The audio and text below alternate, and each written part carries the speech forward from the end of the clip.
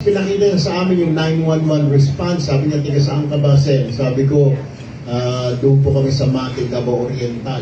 Tinawagan niya sa radio lang, yung Mati, Davao Oriental. Sabi niya, Mati, Davao Oriental. Sumagot yung polis. Wow, dito po si ganito po ito. Ano po problema, sir? Sabi si Chief PNP ito, tinitesting lang namin. Suot-suot ng polis yung body cam niya. Pakita mo nga na nandiyan ka sa Mati Police Station. Pinakita niya, nasa Mati Police Station nga siya. Ibig sabihin, hanggang Davao Oriental, yung gumagana yung kanyang 911. Ang ginawa niya, tinawagan niya muna 911 sa cellphone niya, tapos minomonitor niya sa screen. Ganun o ka, maganda ho. Matagal na ho pala yan. 2016 pa pala ho yan. So, pag 9 years na ho, ngayon lang natin ginagamit. We have to do that. Dapat ho everywhere.